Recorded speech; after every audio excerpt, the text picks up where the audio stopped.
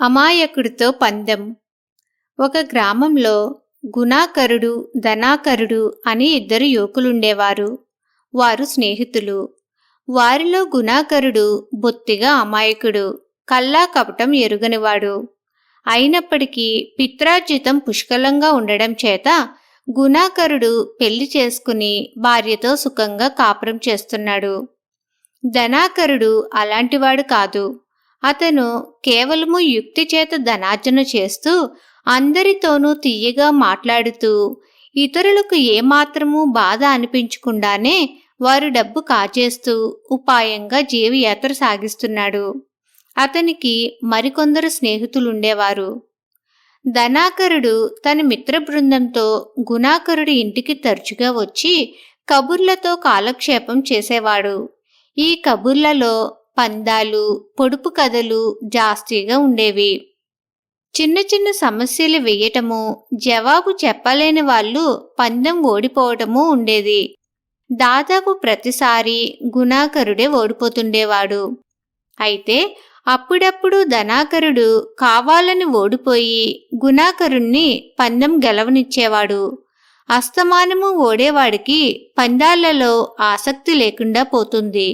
కాని అప్పుడప్పుడు గెలవడం చేత గుణాకరుడికి ఈ రకం పందాలలో ఆసక్తి పుట్టింది.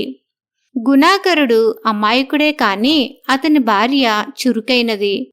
ధనాకరుడు లాంటి వాళ్లను చేరనివ్వవద్దని ఆమె భర్తను చాలాసార్లు హెచ్చరించింది. కాని ఎంతో స్నేహపాత్రుడిగా ప్రవర్తించే ధనాకరుణ్ణి దుష్టుడి కింద జమకట్టి ఇంటికి రావద్దనటానికి గుణాకరుడికి సాహసం చాలలేదు. ఉన్నట్టుండి ఒకనాడు ధనాకరుడు పెద్ద ఎత్తు ఎత్తాడు.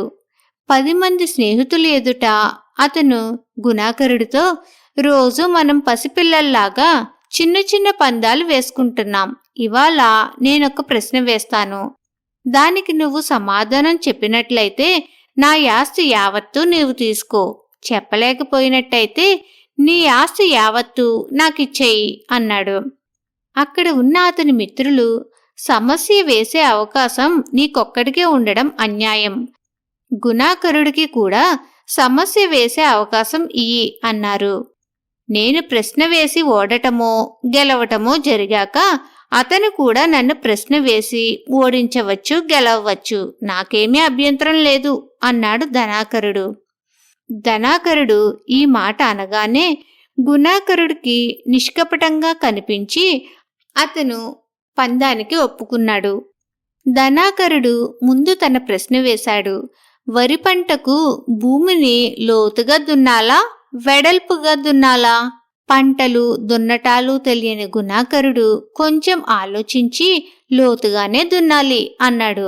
తప్పు, వెడల్పుగా దున్నటమే ప్రధానం. ఏ రైతునైనా అడుగు అన్నాడు ధనాకరుడు.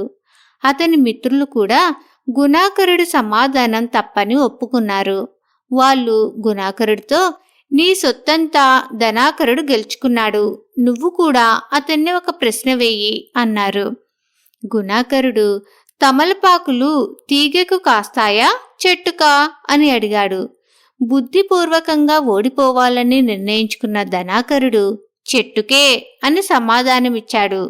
కాదు, తీగకే. కావలిస్తే తమలపాకు తోటలకు వెళ్ళి చూద్దాం పదా అన్నాడు గుణాకరుడు.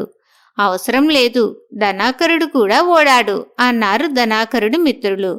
వారు ధనాకరుడితో, మొదటి పందెం నువ్వు గెలుచుకున్నావు కనుక గుణాకరుడి ఆస్తి నీదవుతుంది. అయితే గుణాకరుడు కూడా రెండో పందెంలో నెగ్గాడు కనుక నీ ఆస్తి గుణాకరుడిదవుతుంది. అందుచేత మీరిద్దరూ ఆస్తులు మార్చుకోండి అని సలహా ఇచ్చారు. గుణాకరుడు లోపలికి వెళ్ళి పందెం గురించి తన భార్యకు చెప్పి, నన్ను నా ఆస్తినంతా ధనాకరుడికి రాసి ఇవ్వమంటున్నారు అన్నాడు. ఇది అర్థం లేని పందెం, ఇందుకు నేను ఒప్పుకోనని చెప్పండి అన్నది గుణాకరుడి భార్య. గుణాకరుడు వచ్చి, ఈ పందెం చెల్లదని, దీనికి తాను ఒప్పుకోనని నా భార్య అంటున్నది అన్నాడు. నీ ఆస్తి మంచిగా రాయించి ఇవ్వకపోతే న్యాయస్థానానికి వెళ్ళి రాబట్టుకుంటాం. నువ్వు పందెంలో ఓడినట్టు మేమంతా సాక్ష్యం ఉన్నాం అన్నారు ధనాకరుడి మిత్రులు. వాళ్ళు వెళ్ళి న్యాయాధికారి వద్ద జరిగిందంతా చెప్పుకుని ఫిర్యాదు చేశారు.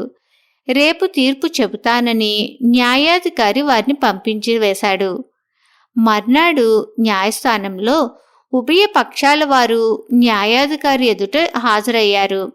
న్యాయాధికారి ధనాకరుణ్ణి, నీకు న్యాయమే కావాలా, ఫిర్యాదు ఉపసంహరించుకుంటావా అని అడిగాడు. నాకు న్యాయమే కావాలి అన్నాడు ధనాకరుడు. న్యాయాధికారి గుణాకరుణ్ణి జరిగిందంతా వివరంగా చెప్పమన్నాడు. అతను జరిగిన విషయాలు దాచకుండా చెప్పేశాడు. అయిన పక్షంలో మొదటి పందెంలో ఓడినందుకు నువ్వు నీ ఆస్తి అంతా ధనాకరుడికి రాసి ఇవ్వవలసిందే. కాగితం తీసుకుని రాయి అన్నాడు న్యాయాధికారి. చేసేది లేక గుణాకరుడు తన ఆస్తి యావత్తు ధనాకరుడి పరం చేస్తూ రాసి ఇచ్చాడు. న్యాయాధికారి ఆ పత్రాన్ని ధనాకరుడికి ఇప్పించి, పత్రం సరిగానే ఉన్నది కదా, రెండో పందెంలో ఓడిపోయినందుకు నీ ఆస్తి అంతా గుణాకరుడి పరం చేస్తూ పత్రం రాసి ఇయ్యి అన్నాడు. చిత్తం, ఆ పత్రం నా వద్ద సిద్ధంగానే ఉన్నది అంటూ ధనాకరుడు న్యాయాధికారి చేతికొక పత్రం ఇచ్చాడు. న్యాయాధికారి దాన్ని చదువుకుని, ఈ పత్రం చెల్లదు, ఇందులో నీకు ఒక చిన్న ఇల్లు మాత్రమే ఉన్నట్టు రాసి ఉన్నది అన్నాడు. అంతే నా ఆస్తి అన్నాడు ధనాకరుడు. కాదు, నువ్వు గుణాకరుడితో పందెం ఓడే సమయానికి గుణాకరుడి ఆస్తి అంతా గెలుచుకుని ఉన్నావు. అదంతా నీ ఆస్తే, అందుచేత అది తిరిగి గుణాకరుడికి చెందాలి. దాని వివరాలన్నీ నీ పత్రంలో రాయటం శ్రమ అనుకున్నట్టయితే ఇంతకు ముందు గుణాకరుడు నీకు రాసి ఇచ్చిన పత్రం అతనికి తిరిగి ఇవ్వవచ్చు.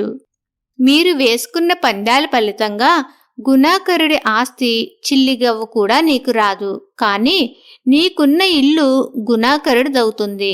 న్యాయం కావాలన్నావు కనుక న్యాయం చెప్పాను అన్నాడు న్యాయాధికారి. ధనాకరుడికి మంచి శాస్తి జరిగింది.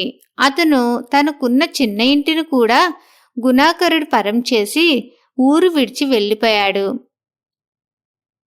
కథ సమాప్తం.